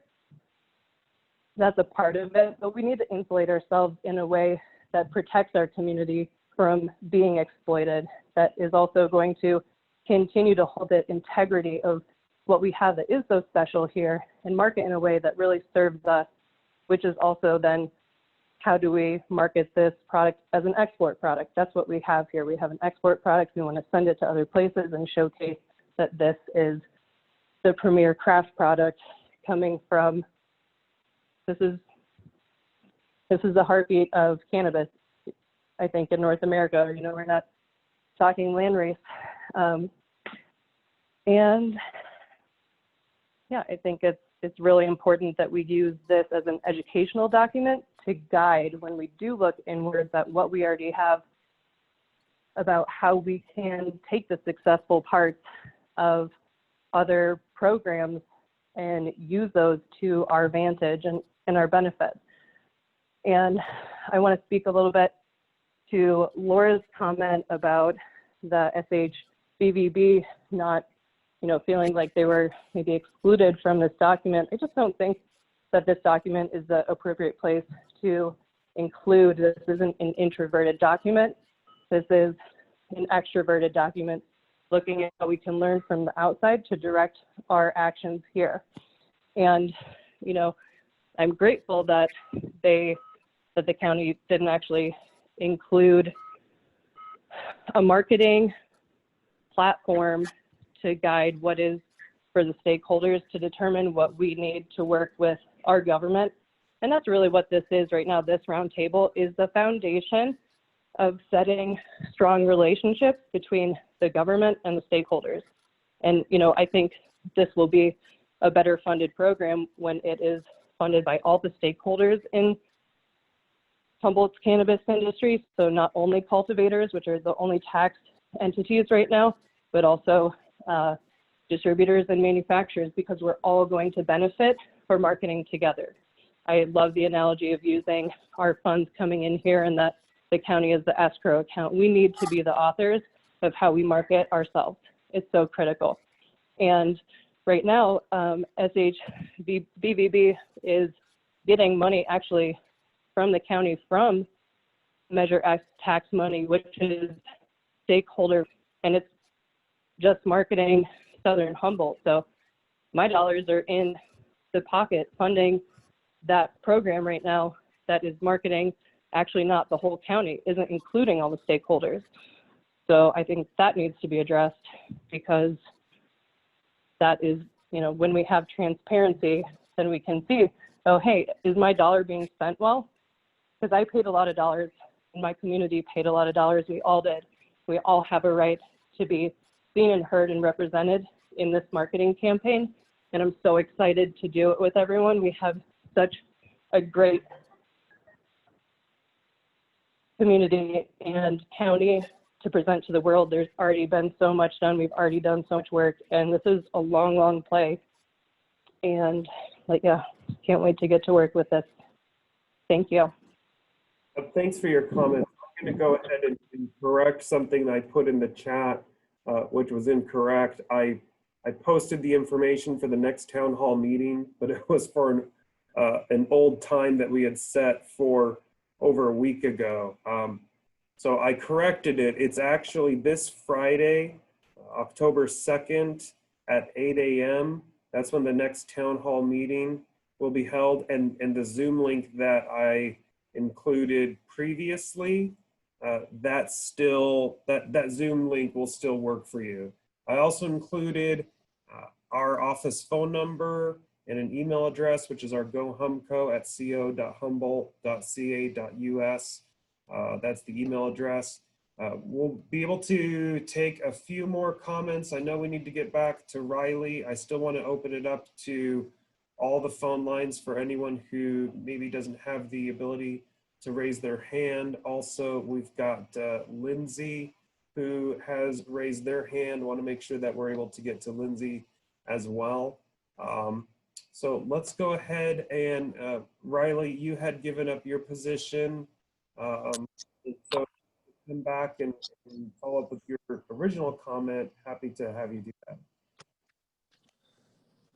Hey, Scott, I appreciate that. I just want to reiterate what Hannah was saying. I look forward to getting ready to work this project from a roundtable perspective with a strong organizational structure, equitable participation, and really protection of our intellectual property. The importance of unity, regional marketing, and transparency need to be the mantra moving this whole thing forward when you have stakeholders, money being directed through the county. HCGA has provided a document that will give our leaders, our public leaders, our board of supervisors, the ability to have a direction through a research paper, and that will hopefully limit future discretionary choices that they make and see how they see fit to distribute our money. So I will end it with that. And I just want to say thank you, Scott, and thank you for all the listeners and all the working farmers that are available on this call. And I appreciate you guys. Thank you. All right, thanks, Riley. I think Lindsay's hand was up next. Hi, everyone. I took some notes here, and I just wanted to reiterate that I think that the formation of strong regional organizations that are given inclusive and equitable participation in how our funding is allocated is paramount. I mean, there are many stakeholders in the industry that will benefit from marketing of Humboldt County. This funding directly comes from cultivators. Therefore, there's no reason that we're left out of the conversation on where the money is going and how some organizations will choose to tell our story, to the world. So I propose that the county support the formation of these regional organizations. I mean, we have so much to offer throughout the county, and we don't all share the same story, but I think that we mostly share the same vision. I'd also like to say that when we're looking at the future of Humboldt County marketing and what we can do to create the most longevity and prosperity, it would include this participation consistently, not just at the beginning of how we decide and then we give this story or our cultural story to others and then they run with it. I think that bringing it back in a way that we can all be involved is so important. So definitely the formation of strong organization with equitable participation is huge. And then any organization that is funded by this Measure S initiative should be required to have full transparency with accountability so that we can see where these dollars are going, what the plan is for the future. And we can all tell this story together in our unique different ways. And remember that we shouldn't be bickering amongst ourselves or dividing. Being able to create a unified voice, it strengthens our voice. It makes it so that instead of us as like small farmers and craft producers trying to work it out and argue amongst ourselves, we should see that really the battle is against this corporate takeover and commoditization of our craft and culture. So just always bringing it back: community organization, transparency, equitable participation. I think those are big key parts as to how we can move forward and be unified and have success.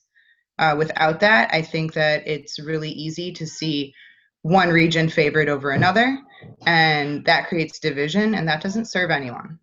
So that was really what I wanted to nail down.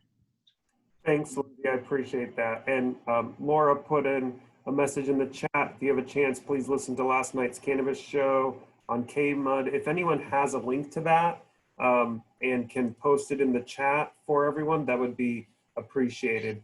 Before I get to Ashley, who had a comment, really, some of the dialogue that I'm hearing here, it made me realize that I forgot to explain in the beginning.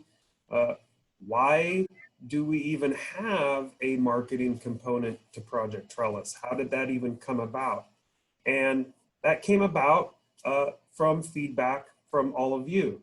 If you recall, if you were part of some of the initial meetings when Project Trellis was formed, county staff traveled across the county and down south and up north and held calls and in-person meetings to talk to the cannabis community about we recognize that there aren't the level of services and support for your businesses as there are for other non-cannabis businesses. And if we were to give some of that funding that we receive back to your industry to provide support and assistance for you, what should that look like? And marketing was a huge and recurring theme and request from the cannabis community, which is why it ended up becoming a component of the Project Trellis program.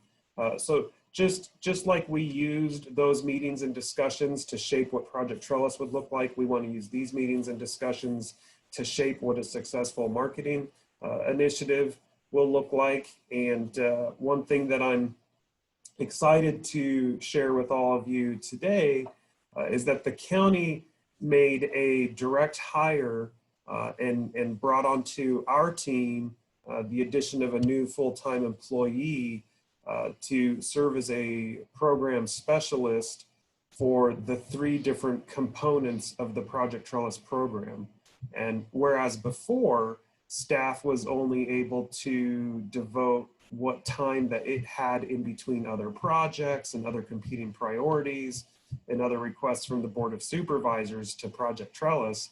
Now we have a full-time individual whose entire job is the Project Trellis program and the micro grant and the marketing and the equity initiatives behind that program. So that's a tremendous new resource that the county is giving to this program. And I really expect that once that individual becomes fully acclimated to the position and the role, that we're going to see a lot of good things happening with Project Trellis and these marketing and other initiatives. I do want to, we've only got less than 15 minutes left. So I'm going to go ahead and I think Ashley was next. Ashley, would you like to comment? Yeah, thank you, Scott. I can make this quick. First, I wanted to thank Ross Gordon for this, for doing this really incredible research. The marketing assessment that I think is really inspirational for what Humboldt County is capable of, and what we can all come together around and unite behind a shared vision of Humboldt and what that stands for and the quality that we're known for worldwide. So it really sparked in me as a cultivator who's got my head down in the weeds, literally, and being able to see this from a bigger position and our world standing, and what can happen if we all really come together and work together to build the Humboldt brand. So I just wanted to give my thank you, gratitude for this assessment. All right, thank you. Appreciate that comment. I would like anyone who is on a call or phoned in, if any of you have a comment or something that you'd like to share, feel free to, you should be able to unmute yourself now.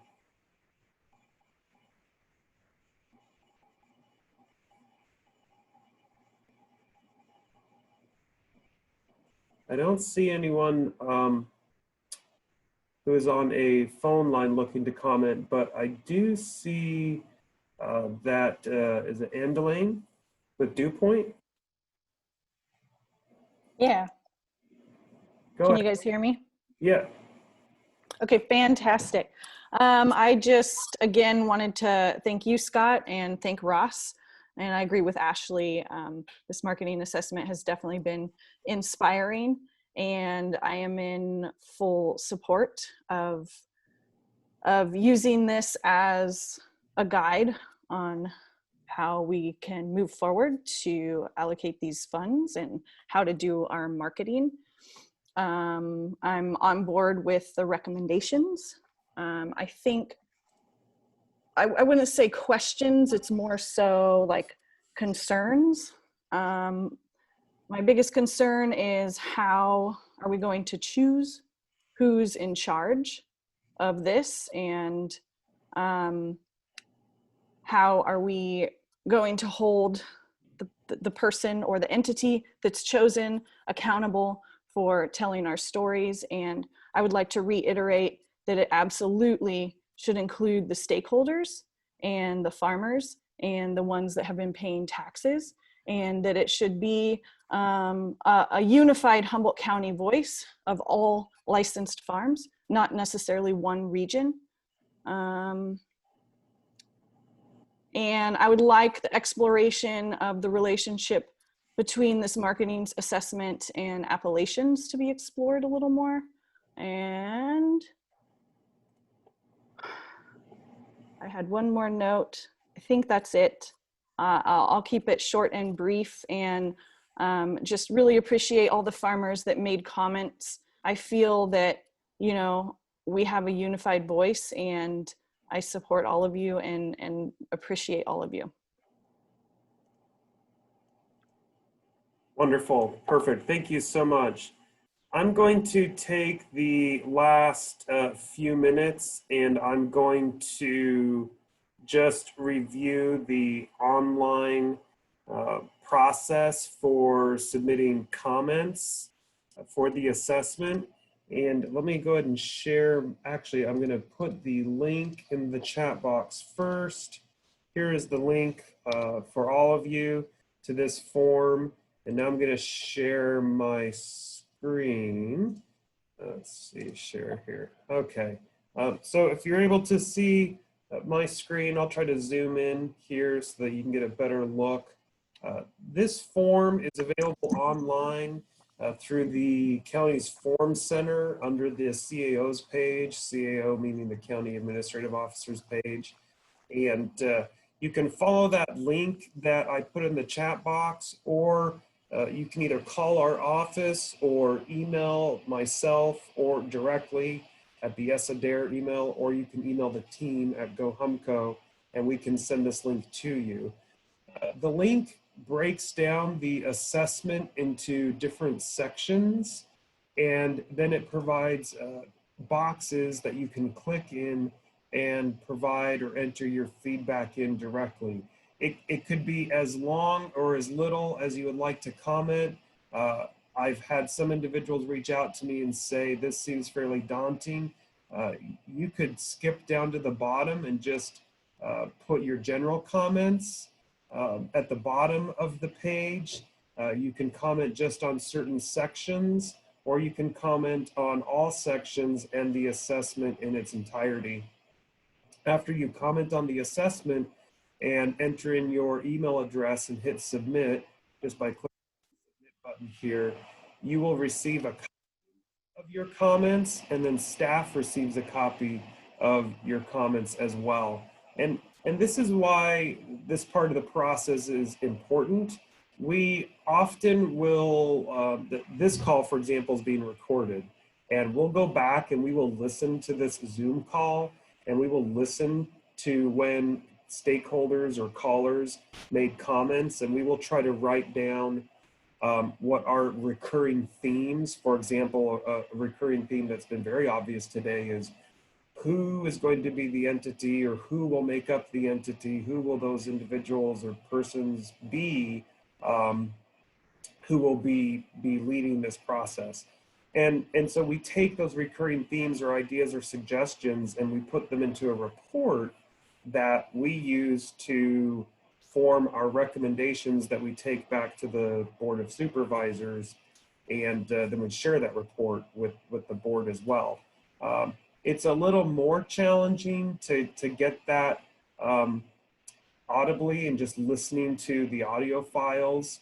It's easier if it's sent to us in, either via email or some sort of Word format, or via this form, for example, here, because we can literally copy, paste, and run our algorithms and try to, match what recurring words or themes might be, so that we can use that to build our staff report.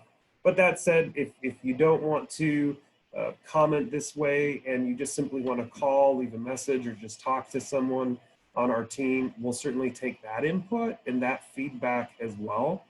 And then there will be yet another opportunity for the community and for the cannabis industry and stakeholders to provide their feedback and their input, and that will be when we actually take those recommendations to the Board of Supervisors, just like when we brought the creation of Project Trellis to the Board of Supervisors at the very beginning. I think we're about 2 years ago now.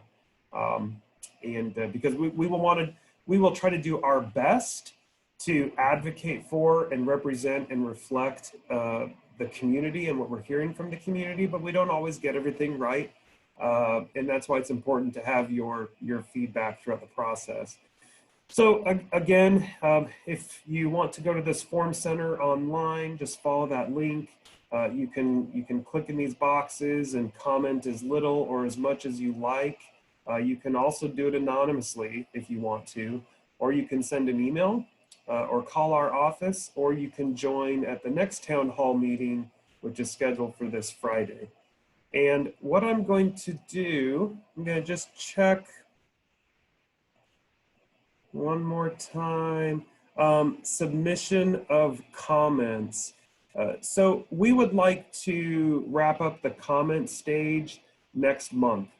So we've taken September. We actually would have started this earlier, but because of the fires, and the threats to Southern Humboldt, we thought it would be unfair to take this time to try to collect input when farmers were maybe concerned about, their crop and their homes and evacuating. So we are running a little bit behind, but I'd like to, by the end of October, wrap up all of the comments and input and feedback from the community, and then put together our staff report that we'll then take to the Board of Supervisors for their review.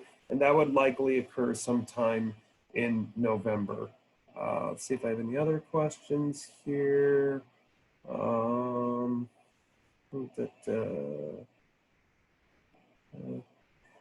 So I have received, so there was a question in there from Lindsay. I've received similar requests. Other individuals have called me and asked how it was that SHBVB ended up being contracted with the county for part of the Measure S funding.